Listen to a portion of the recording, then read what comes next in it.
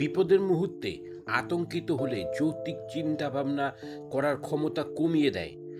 শান্ত থাকলে মস্তিষ্ক পরিস্থিতি বিশ্লেষণ করতে পারে এবং সঠিক সিদ্ধান্ত নেওয়া সহজ হয়।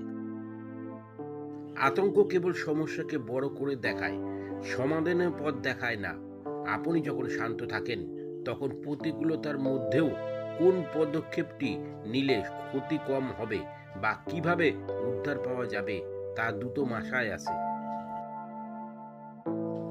অতিরিক্ত আতঙ্ক শরীরকে দুর্বল করে দেয় এবং হৃদস্পন্দন বাড়িয়ে দেয়।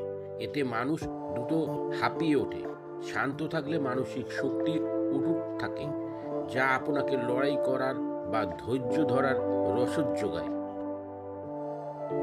আতঙ্কিত অবস্থায় মানুষ এমন কিছু কাজ করে ফেলে যা বিপদকে আরো বাড়িয়ে দেয়, যেমন হুড়হুড়ি করা বা ভুল পথে পালানো।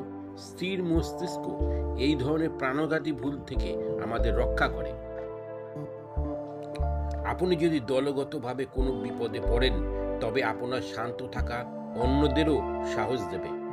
আপনার আতঙ্ক পুরো দলকে দিশেহারা করে দিতে পারে, আর আপনার স্থিরতা সবাইকে একতাবদ্ধ রাখতে সাহায্য করবে।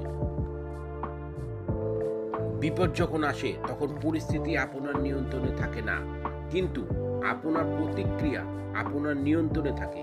এটা মনে রাখা প্রয়োজন যে আতঙ্ক মানেই পরাজয়, আর ধৈর্য মানেই জয়ের প্রথম ধাপ।